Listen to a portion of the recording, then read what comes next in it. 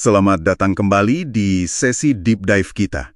Hari ini kita mau coba dalami sosok Hadrat Maulana Syekh Jalaluddin Ahmad Ar-Rawi.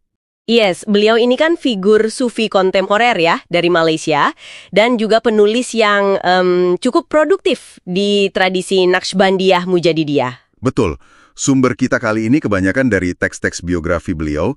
Jadi, misi kita hari ini apa nih? Mungkin menangkap intisarinya ya. Iya, siapa sih beliau ini sebenarnya, terus inti ajarannya apa, dan kenapa sosok kayak beliau ini masih relevan banget gitu di zaman sekarang. Apalagi perannya dalam menjaga tradisi spiritual tetap hidup kan? Mungkin Anda juga penasaran gimana seorang guru sufi zaman sekarang berinteraksi dengan dunia modern ini. Oke, mari kita mulai aja bedahnya. Sip, mungkin dari latar belakangnya dulu kali ya. Boleh, jadi beliau ini seorang Muslim Melayu Malaysia, lahirnya sekitar tahun 1973, jadi masih relatif muda ya. Sekarang menetap di Gombak, Selangor.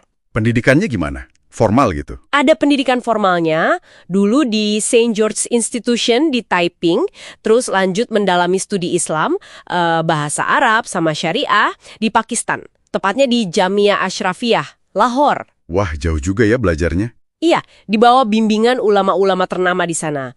Yang menarik, beliau sering pakai gelar fakir. Fakir, itu artinya apa ya? Semacam tanda kerendahan hati gitu. Betul sekali, menunjukkan tawadu. Nah, dari pendidikan formal yang kuat ini, perjalanan spiritualnya juga menarik. Gimana tuh masuknya ke jalur tarekat? Dimulainya itu di usia cukup muda, 19 tahun, lewat aktivitas dakwah tablik.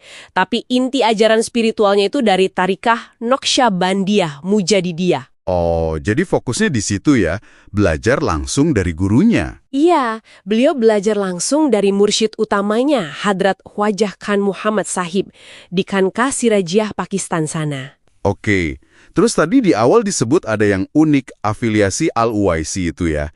Itu maksudnya gimana? Nah, ini bagian yang cukup khas ya. Afiliasi Al-Uwaisi itu secara sederhana nunjukin adanya semacam transmisi spiritual yang bisa terjadi tanpa harus selalu ada kehadiran fisik guru. Oh, jadi kayak hubungan batin atau spiritual langsung gitu? Kurang lebih begitu. Ini nambah dimensi lain lagi ke perjalanan spiritual beliau. Dan gak cuman itu, beliau juga punya pengetahuan tentang tarekat lain. Oh ya, tarekat apa aja?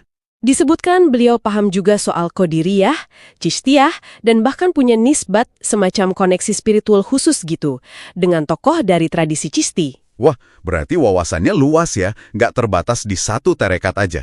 Iya, menunjukkan pendekatan yang cukup terbuka dalam dunia sufisme. Ada satu lagi nih yang menarik dari sumber kita. Apa tuh? Soal mazhab fikih. Beliau kan aslinya Syafi'i, tapi kemudian pindah ke Hanafi. Oh iya? Alasannya apa? Alasannya, ini yang menarik, disebut semata-mata mengikut syekhnya. Wah, itu nunjukin banget ya betapa pentingnya hubungan murid-guru atau adab kepada mursyid dalam sufisme. Sampai urusan mazhab pun bisa ikut arahan guru. Tepat. Ini ngasih kita gambaran gimana syariah dan thariqah itu bisa jalan beriringan dan peran sentral seorang pembimbing spiritual di dalamnya. Terus peran beliau sendiri sekarang ini gimana, selain sebagai guru? Beliau aktif sebagai maulawi dan syekh. Ya, tugasnya ngasih tazkirah, itu pengingat spiritual, terus tazkiyah, proses penyucian jiwa, sama dakwah. Beliau juga udah boleh ngambil baiat murid sendiri gitu? Sudah, beliau dapat ijazat semacam wewenang resmi gitu, untuk menerima bai'ah atau ikrar setia murid. Ijazatnya langsung dari putra mursyid utamanya. Nah, ini ada poin menarik lagi nih. Disebutkan beliau secara eksplisit bilang lagi, menyediakan para khalifah. Maksudnya gimana tuh? Iya, ini penting. Artinya beliau fokus pada regenerasi, menyiapkan penerus atau wakil yang akan melanjutkan ajaran. Bukan sekedar khadam atau pelayan biasa. Udah ada nama-nama yang ditunjuk gitu? Sumber menyebutkan beberapa nama di Malaysia, seperti Cigusoh dan Pak Ngah Ahmad Laksamana. Ini nunjukin keseriusan beliau dalam memastikan keberlanjutan tarekat ini. Dan ini didukung sama pembangunan institusi juga ya, Khankah itu? Betul sekali, beliau mendirikan Khankah Khaliliyah Naqshbandiyah Mujadidiyah di Gombak. Ini jadi semacam markas gitu. Tempat ngumpul komunitasnya ya? Iya, komunitas Ikhwan Naqsyabandinya. Sekaligus tempat untuk amalan zikir rutin tarekat mereka. Ada Khotam Khwajahgan, terus zikir Ismuzet, sama Nafi Itzbat. Jadi Khonkah ini kayak jantung komunitasnya lah. Sempat disebut juga ada rencana Akademi NIQ ya, untuk penyebaran ajaran secara global. Iya, itu rencana strategisnya. Untuk menjangkau audiens yang lebih luas lagi, nggak cuma di sekitar Gombak atau Malaysia aja. Selain membimbing langsung dan bangun institusi, beliau kan juga penulis produktif tadi disebut. Nah, ini cara lain beliau menyebarkan ajaran. Beliau nulis banyak banget dalam bahasa Melayu dan juga bahasa Inggris. Itu bagus ya, jadi lebih mudah diakses sama orang zaman sekarang, termasuk yang di luar Malaysia. Iya, tujuannya memang itu. Membuat konsep-konsep sufi yang kadang terasa kompleks, jadi lebih bisa dipahami audiens modern. Ada contoh judul bukunya yang disebut? Ada beberapa, misalnya Arisalah Al-Aliyah, ini kayak panduan lengkap tarekatnya. Terus Arba'in Ar-Rawi, isinya 40 hadis tentang tauhid. Ini nunjukin dasarnya tetap kuat di ajaran Islam fundamental ya. Jadi nggak melulu soal tasawuf aja ya? Betul, ada juga biografi tokoh sufi perempuan Rabiah Al-Basri, terus buku The Contemplation of Mujaddidiyah, sama Futuh Al-Arifin yang bahas konsep sufi yang lebih mendalam. Spektrumnya luas emang.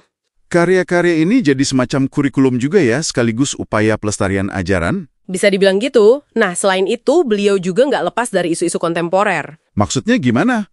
Sumber kita nyebutin, beliau pernah ngasih perspektif spiritual terkait isu global. Contohnya waktu pandemi H1N1 dulu, beliau mengaitkannya dengan agenda kelompok tertentu yang tersembunyi. Oh, oke. Ini kita sampaikan apa adanya dari sumber ya. Iya, kita laporkan ini secara netral aja sesuai yang tertulis. Ini contoh gimana beliau mencoba menerapkan kerangka spiritualnya untuk memahami peristiwa dunia. Oke, jadi kalau kita coba rangkum nih ya, sosok Hadrat Maulana Syekh Jalaluddin Ahmad Al-Rawi ini kayak jembatan gitu ya. Jembatan gimana maksudnya? Jembatan antara tradisi keilmuan Islam yang katakanlah klasik, syariah, hadis, dengan praktik sufi yang mendalam, khususnya dari tradisi Naqsyabandiyah, Mujaddidiyah ini. Beliau kan cendekiawan, penulis, sekaligus pembangun institusi. Setuju banget. Intisari penting yang bisa diambil buat Anda mungkin adalah peran signifikan beliau dalam merawat warisan spiritual sufi ini, tapi sekaligus mengadaptasinya buat zaman modern. Caranya ya lewat tulisan-tulisan tadi yang bahasanya lebih aksesibel, sama lewat pembangunan institusi yang terstruktur kayak Khonkah itu. Iya, beliau ini contoh nyata gimana tradisi spiritual yang kaya kayak gini berusaha untuk tetap relevan di abad ke-21 yang penuh tantangan ini. Nah, sebagai penutup nih, mungkin ada satu hal yang menarik buat direnungkan sama pendengar kita. Apa tuh? Kalau kita lihat dedikasi Syekh Ar-Rawi ini dalam menyiapkan penerus, para khalifah tadi, terus membangun institusi kayak Khonkah dan rencana Akademi NEAC itu, Iya. kira-kira menurut Anda, gimana ya tradisi spiritual semacam ini bakal terus berkembang dan beradaptasi ke depannya? Di tengah dunia yang makin terkoneksi secara global, tapi juga punya tantangan-tantangan uniknya sendiri. Pertanyaan bagus itu untuk dipikirkan lebih lanjut. Bagaimana tradisi ini akan terus menavigasi masa depan ya?